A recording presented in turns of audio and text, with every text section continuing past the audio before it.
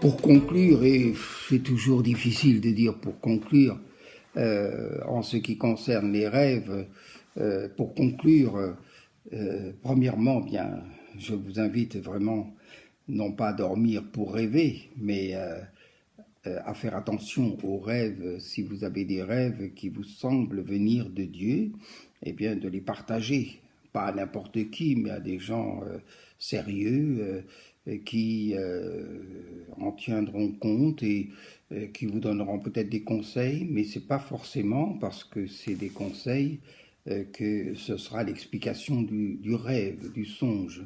C'est pour ça que la première chose qu'il faut reconnaître, c'est que les rêves, eh bien, doivent être expliqués, avoir une interprétation. Une interprétation. S'il n'y a pas d'interprétation, eh bien, on les garde de côté et on attend. Et on attend, eh bien, que l'interprétation vienne. Elle peut venir comme le rêve lui-même. Vous n'avez pas cherché, ou plutôt vous avez prié pour avoir des rêves, vous avez prié, mais vous n'avez pas, je dirais, fait quelque chose de particulier pour rêver. Il ne s'agit pas de se shooter pour rêver et puis voir des choses terribles et puis ensuite dire bah, j'ai fait un rêve. Non. Mais ça c'est la première chose. Donc rêver et ensuite en parler et puis en faire part, dire voilà, qu'est-ce que tu penses de ce rêve? Qu'est-ce que tu penses? Peut-être la personne dira ben écoute moi je vais prier. Et vous aussi, vous pouvez prier, parce que ça peut être un rêve pour vous-même, personnel. Ça a été le cas, comme je l'ai signalé, de Abimelech, qui a pris la femme d'Abraham, parce que Abraham lui avait dit c'est ma sœur, et Dieu lui a donné un rêve, c'est dans Genèse chapitre 20, eh bien que nous lisons cela, et on va le lire. Voilà, chapitre 20. Alors Dieu, verset 3, apparut en songe à Abimelech pendant la nuit et lui dit, voici, tu vas mourir à cause de la femme que tu as enlevée, car elle a un mari.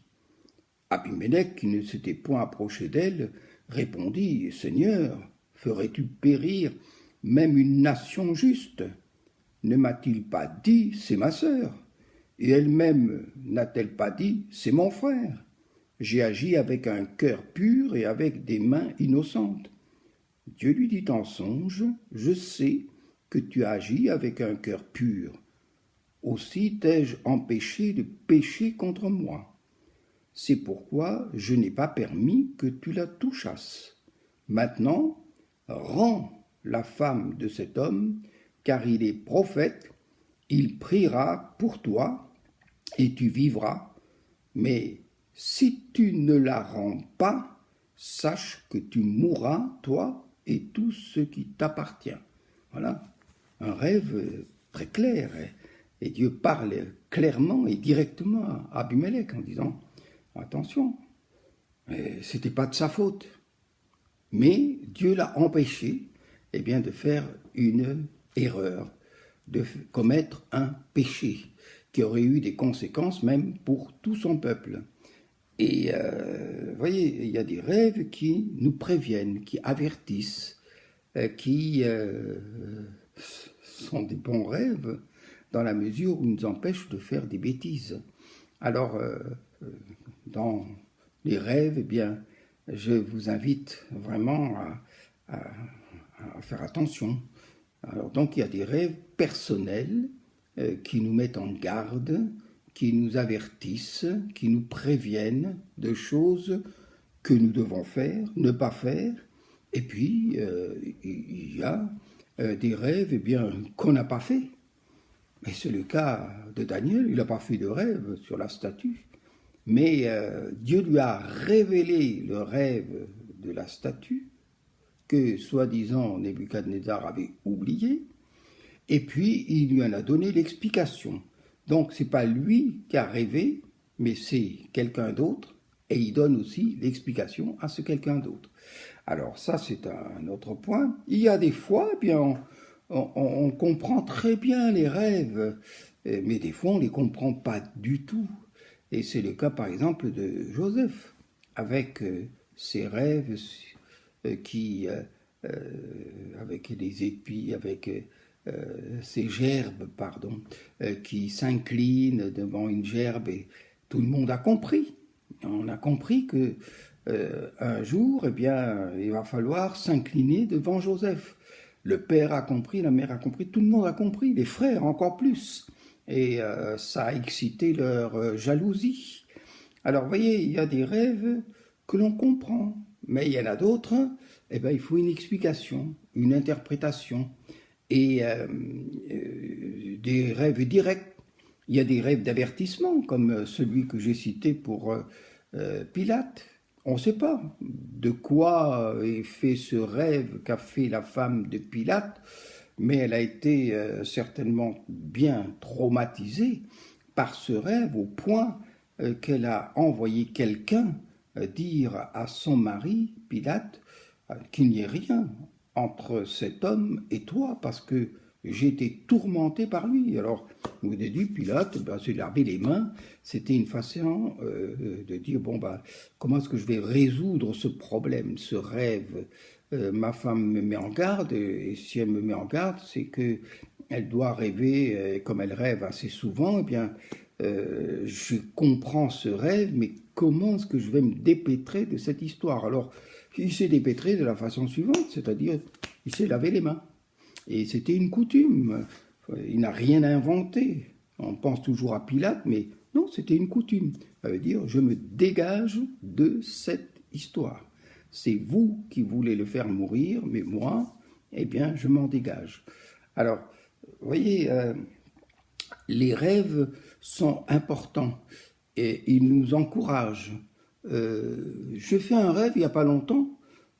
C'était très curieux parce que j'étais tout en bas d'une colline, une colline normande, et puis il y avait une grande prairie. C'était une grande prairie, et puis au-dessus de la colline, il y avait une route, un chemin, une route, et il y avait une barrière. Et puis moi, je voulais rejoindre les amis, les chrétiens qui étaient sur le dos de la colline. Et je dis, je vais quand même pas faire tout un chemin long parce qu'il fallait passer par la vallée et retrouver un village à quelques kilomètres. Et puis après, de ce village, monter sur la route qui passait sur le dos de la colline. Alors, j'ai pris le parti de couper à travers champs. Et alors, j'ai coupé, j'ai traversé, je suis monté tout droit pour atteindre le sommet de la colline. Et il y avait, à mon sens, je voyais des petits groupes de brebis, à droite, à gauche, comme ça, des petits groupes. Mais au fur et à mesure que je montais, je voyais que ce n'était pas des brebis. Ça ressemblait à des brebis de loin, mais enfin, c'était des groupes de lions. Et je passais sans me presser, sans avoir peur. Et en passant, sans avoir peur, eh bien, les lions qui étaient par groupe comme ça ne bougeaient pas, restaient tranquilles. Et puis, plus je m'approchais du sommet de la colline, où il y avait des amis chrétiens qui m'attendaient, eux, ils avaient peur, parce que eux, ils avaient vu que c'était des lions. Et ils se mordaient les doigts, et ils s'impatientaient, ils ont commencé à crier en me disant, attention, c'est des lions, c'est des lions. Moi, je marchais paisiblement, lentement, et les lions ne bougeaient pas, mais au fur et à mesure qu'ils criaient et que le ton montait, eh bien, les lions se sont réveillés. Et puis, finalement, je suis arrivé à la barrière, on m'a ouvert, et puis j'étais sur la route où ils étaient. Alors, que penser de ce rêve? Et c'est là, la pensée, je l'ai partagée d'ailleurs, eh bien, c'était très simple. C'était une pensée, vous voyez, à partir de ce rêve, c'est une explication, c'est venu d'un seul coup. La peur réveille les lions. La peur réveille les lions. Et les lions, on se souvient que dans la Bible, et surtout dans le Nouveau Testament, il est question du lion rugissant. Et le lion rugissant, c'est le diable. Eh bien, la peur, eh bien, réveille les lions, réveille les démons, réveille les diables. Et c'est pour ça que et il y avait une leçon. Et la leçon, c'était la suivante, c'est surtout, n'aie pas peur, ne crains pas. Et combien de fois c'est dit et écrit dans la parole de Dieu, ne crains pas, n'aie pas peur. Vous voyez, c'était un message. Le rêve, eh bien, il y en avait encore d'autres qui sont venus parce que souvent quand je rêve, eh bien, il y a plusieurs rêves qui viennent. C'est la nuit des rêves, si on peut parler ainsi. Et alors là, le rêve devenait un message que j'ai compris. La peur, eh bien, la peur réveille les lions, réveille la puissance des ténèbres, réveille le destructeur, réveille. N'aie pas peur, ne crains pas. Et c'était les chrétiens qui, là, sur le sommet de la colline, derrière le grillage, la barrière, eh bien, s'excitaient, s'énervaient. Ils avaient peur pour moi et ils avaient tellement peur, bien que ils ont réveillé leur peur, à réveiller les lions. Alors c'est pour ça que moi je vous invite vraiment à ne pas laisser entraîner par la peur. Et ce sera mon dernier mot, que la peur ne réveille pas les lions. Que Dieu vous bénisse.